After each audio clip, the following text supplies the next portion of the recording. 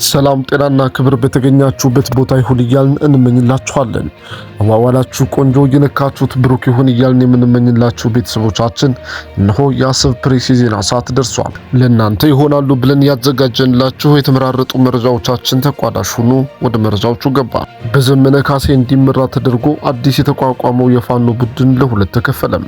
በአማራ ክልል እየተካሄደ ያለውን ጦርነት ተከትሎ ለ3 ዓመታት ያህል አንድ መሪ መምረጥ ከብዶት የቆየውና አሁን ላይ ዘመነ ካሴንና 3 ምክትሎችን ይዞ እንደተቋቋመ ይፋ ያደረገው ቡድን በወልቃይት ጉዳይ ለሁለት ተከፍሏል ሲሉ ምንጮች እየገለጹ ናቸው። በአሁኑ ሰዓት ከኢትዮጵያ ውጭ እንዳለ የሚነገርለትን ዘመነ ካሴን ሊቀመንበር ያደረገው ድርጅቱ በሁለት አቅጣጫ ቀላል የማይባል ተቃውሞ እንደደረሰበት ተገልጿል። ድርጅቱ በአንድ ሰው የሚዘወር ከመሆኑ ባሻገር አንጥሮ የጣላቸው አመራሮች መኖራቸው በደጋፊዎቹ ዘንድ እንዲጠላም እንዳደረገው ተገልጿል።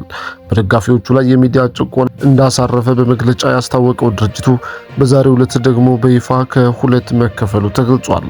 አንደኛው ቡድን በዘመነ ካሴ የሚመራው ሲሆን ሌላኛው ደግሞ በጎንደር ፋኖዎች የሚዘወርም ነው ተብሏል።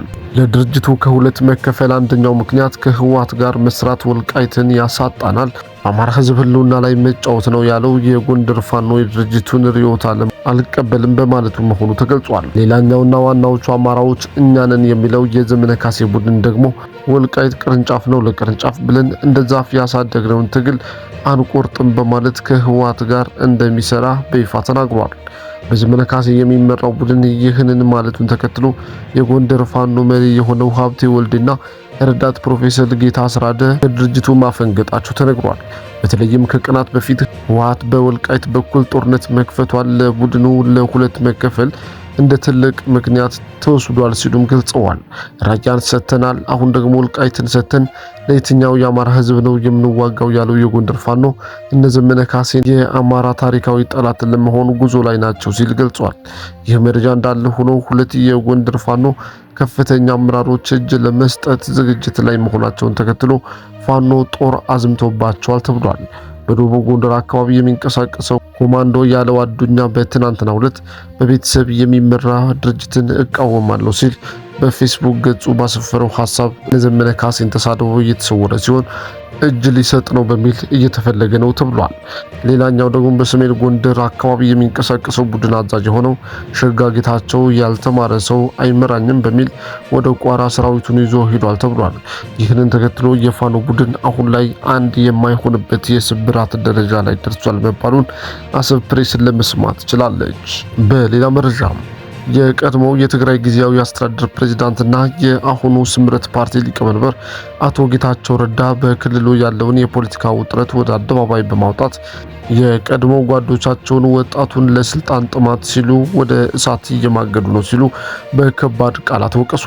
አቶ ጌታቸው ረዳ ባወጡት ጽሑፍ እንዳመለከቱት በፌዴራል መንግስትና በትግራይ ኃይሎች መካከል የተደረሰውን የፕሪቶሪያ ስምምነት ተፈጻሚ እንዳይሆን እንቅፋት እየሆኑ ያሉት የስልጣን ጥማት ያደረባቸው የህወሓት ቡድኖች ናቸው። ሊቀመንበሩ ስምረት በተሰኘው አዲስ ፓርቲያቸው ጥላ ስርና የጠቅላይ ሚኒስትር አማካሪ ሆነው በሰጡት በዚህ መግለጫ እነዚህ ቡድኖች የግዛት አንድነትን ማስከበር የሚለውን ህዝባዊ አጀንዳ እንደ ሽፋን በመጠቀም የትግራይን ህዝብ ወደ ማይወጣ ዋዘቅትና ጦርነት ለመክተት እየሰሩ መሆኑን ተናግረዋል። አቶ ጌታቸው ትችት እንጂ ከረር የሚለው በወታደራዊ ስልቱ ላይ ያነሱት ነጥብ ነው። ወጣቱን እንደ እግረኛ በማሰለፍና የክላሽ ተሸካሚ በማድረግ ለመስዋዕትነት እየዳረጋችሁ ከባድ መሳሪያዎችንና መድፎችን ግን ለማን ነው መቼ ነው የምትደብቁት ሲሉ ጠይቀዋል። ይህ ንግግር በወታደራዊ ክንፍ ውስጥ ያለውን ስትራቴጂካዊ ክፍተትና የህወሓት ዋጋን ያላገናዘበ አካሄድ የሚያጋልጥ ነው ተብሏል። አቶ ጌታቸው እንደሚሉት ይህ አካሄድ አለሁ ለመባል ብቻ የሚደረግ የፖለቲካ ቁማር እንጂ ወታደራዊ ድልን የሚያመጣ አይደለም ብለዋል። አቶ ጌታቸው ለትግራይ ሰራዊት ተጋዳላይ ያስተላልፉት መልእክት ሰራዊቱ ከአዛዦቹ ትዕዛዝ እንዲያፈነግጥ የሚጋብዝ ይዘት አለው። ለርካሽ ፖለቲካዊ ሸቀጥ ሲሉ ህይወት እንዳትገብር ሰላማዊ መፍትሄ ያለ ወደ ጦርነት አልገባም ብለህ ተቃውሞህን አሰማ ሲሉ ቀጥተኛ ጥሪ አቅርበዋል። የቀድሞው የጦርነቱ ቃል አቀባይ የነበሩት አቶ ጌታቸው ዛሬ የሰላም ሐዋርያ ሆነው መቅረባቸውና የቀድሞ ድርጅታቸውን ህወሓትን በጦርነት ናፋቂነት መክሰሳቸው በትግራይ ፖለቲካ ውስጥ የተፈጠረውን የማይታረቅ ቅራኔ ያሳያል። የለኮሱትን እሳት ራሳቸው ይሞቁት ሲሉ ጽሑፋቸውን መደምደማቸው አቶ ጌታቸውና የስምረት ፓርቲ ከሚመጣው ወታደራዊ ቀውስ እጃቸውን ሙሉ በሙሉ መሰብሰባቸውን ያሳያል። ይህ ደግሞ በቅርቡ ሊፈጠር ለሚችለው የእርስ በርስ ግጭት ወይም የመንግስት እርምጃ እኔ የለሁበትም የቅድመ ማስጠንቀቂያ ካርድ መሆኑን ታዛቢዎች ገልጸዋል። በሌላ መረጃም በጠለምት ሁለት ግንባር ውጊያ ተቀስቅሷል። ዛሬ ከረፋድ አንስቶ በተከዜ ከተማ በሁለት ግንባር አዲስ ውጊያ መቀስቀሱ ተረጋግጧል። አንደኛው ግንባር በተከዜ ቀጠና ምስራቅ ጠለምት ሚጫራ በተባለ ስፍራ ሲሆን ሁለተኛው ውጊያ የተቀሰቀሰበት ግንባር ደግሞ በምዕራብ ጠለምት አንበሳ መቃብር ተብሎ በሚጠራው አካባቢ ነው። በምስራቅ ጠለምት የተከፈተው ውጊያ ይህ ዘገባ እስከተጠናከረበት ሰዓት ድረስ የቀጠለ ሲሆን በምዕራብ ጠለምት የተከፈተው ተኩስ ግን ወዲያው መቆሙን ምንጮች አስረድተዋል። ከትናንት በስቲያ ሰኞ ህወሓት በጠለምት ጥቃት መክፈቱን ተከትሎ በወልቃይትና ጠለምት ቀጠና ወታደራዊ ውጥረቱ አይሏል። በጠለምት ግንባር ያለው ውጊያ ሲቀጥል በወልቃይት ሁሉም መግቢያና መውጫ በሮች የኃይል ስምሪት እንቅስቃሴዎች በስፋት እየታዩ ነው። የአሰብ ዝግጅት ክፍል በስፍራው ያለውን አሁናዊ ወታደራዊ ሁኔታ ምን እንደሚመስል ለማጣራት ሙከራ አድርጓል። ዝግጅት ክፍላችን ከአካባቢው ነዋሪዎችና አመራሮች ባገኘው መረጃ የህወሓት ኃይሎች ከትናንት ምሽት አንስቶ ተጨማሪ ክፍለ ጦሮቹን ወደ ወልቃይት እንዳስጠጉ ነግረውናል። ከዚህ ባለፈም ቡድኑ ረጅም እና መካከለኛ ርቀት መወንጨፍ የሚችሉ መድፎችን ወደ ተከዜ ቀጠና አስጠግቷል። በምስራቅ ጠለምት ሚጫራ በተባለ ስፍራ በነፍስ ወከፍና በቡድን መሳሪያዎች የታገዘ ውጊያ እየተደረገ ነው። ሚጫራ የተባለው አካባቢ በትናንትናው ዕለት የድሮን ጥቃት የተፈጸመበት ቦታ አቅራቢያ የሚገኝ ቀበሌ ነው። በትናንቱ የድሮን ጥቃት የህወሓት ወታደሮችና ወታደራዊ መሳሪያዎች ላይ ከፍ ያለ ኪሳራ ማጋጠሙን ሚዲያችን አረጋግጧል። ከዲማ እስከ ተከዜ ያሉ የትግራይ ክልል ትይዩ ስፍራዎች ላይ ያለው ተኩስ ከዕለት ወደ ዕለት እየጨመረ ሲሆን መጠነ ሰፊ ውጊያ የመቀስቀስ እድሉም ከጊዜ ወደ ጊዜ እየጨመረ መጥቷል። የተከዜ ዘብ የተባለው ታጣቂው ኃይልም ወደ ተከዜ ወንዝ ማቅናቱ ታውቋል። በሌላ መረጃም ምርጫ ቦርድ ለ8 ተፎካካሪ ፓርቲዎች ቅሬታ በሰጠው ምላሽ የዲጂታል ምዝገባው ቴክኒካዊ እንጂ ፖለቲካዊ ተጽዕኖ እንደሌለው ገለጸም። የኢትዮጵያ ብሔራዊ ምርጫ ቦርድ 8 ተፎካካሪ የፖለቲካ ፓርቲዎች በጋራ ያቀረቡት ቅሬታዎች ሕጉንና አሰራሩን ካለመረዳት የመነጨ ናቸው ሲል ዝርዝር ማብራሪያ ሰጠም።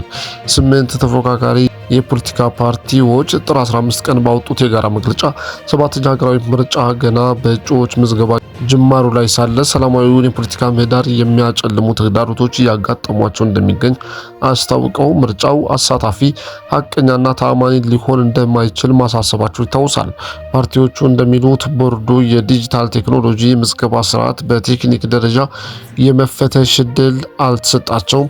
በተጨማሪም በምዝገባ ወቅት እንደ መስፈርት የቀረቡት የልደት ምስክር ወረቀትና የአይን እማኝ ማቅረብ በተለይ ከከተማ ውጭ ባሉ አካባቢዎች ፈጽሞ የማይታሰቡና ተቃዋሚዎቹን ከፉክክር ሜዳው ለማውጣት የታቀዱ የፖለቲካ ሴራዎች ናቸው ብለዋል። ቦርዱ ባወጣው መግለጫ የዲጂታል የምዝገባ ስርዓቱ ከሚያዝያ 2016 ዓ.ም ጀምሮ ከፖለቲካ ፓርቲዎችና ከሲቪል ማህበራት ጋር በተደረገ ምክክር የበለጸገ መሆኑን ገልጿል። በዲጂታል እጩዎች ምዝገባ ሂደት ላይ የቀረቡትን ተግዳሮቶችን አስመልክቶ ስርዓቱ ፓርቲዎቹን ከውጫዊ ተጽዕኖ ነፃ ለማድረግ አሰራሩን ለማዘመን የተዘረጋ መሆኑን አስታውቋል።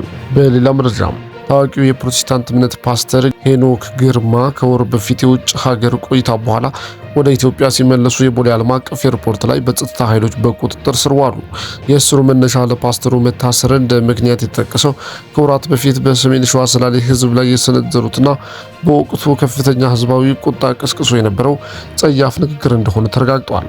ፓስተር ሄኖክ በወቅቱ በሰጡት አወዛጋቢ አስተያየት ምክንያት ከማህበረሰቡና ከተለያዩ አካላት ከፍተኛ ውግዘት ሲደርስባቸው እንደነበር አይዘነጋም። ግለሰቡ የተፈጠረውን ህዝባዊ ቁጣ ተከትሎ በቪዲዮ እየቀረበ የይቅርታ መልእክት አስተላልፈው ነበር። በተጨማሪም ጉዳዩን በባህላዊ መንገድ ለመፍታት በአባገዳዎች በኩል ሽምግልና ተልኮ የይቅርታ ሂደቱ እየታየ እንደነበር መረጃዎች ያመላክታሉ። ከአንድ ወር በላይ በአሜሪካን ሀገር እናታቸው ጋር ቆይታ ያደረጉት ፓስተር ሄኖክ ወደ አዲስ አበባ ሲገቡ በኤርፖርት የነበሩ የጸጥታ አካላት በቁጥጥር ስር ውለዋቸዋል። በአሁኑ ሰዓት የፌዴራል ፖሊስ ቁጥጥር ስር የሚገኙ ሲሆን ወንጀሉ የተፈጸመበት ወይም ቅሬታው የቀረበበት አካባቢ በመሆኑ ለሰላሌ ፖሊስ ተላልፈው እንደሚሰጡ ይጠበቃል። ጉዳዩ ንግግርንና ኃላፊነትን በተመለከተ አነጋጋሪ ክስተት ሆኖ ተመዝግቧል። ክቡራትና ክቡራን የቻናላችን ቤተሰቦች ለዕለቱ ያዘጋጅንላችሁ መረጃዎች እነዚህን ይመስሉ ነበር። በቀጣይ ቪዲዮ በሌሎች መረጃዎች ተመልሰን እስክንገናኝ በያላችሁበት መልካም ቀን መልካም ጊዜ ተመኛለሁ።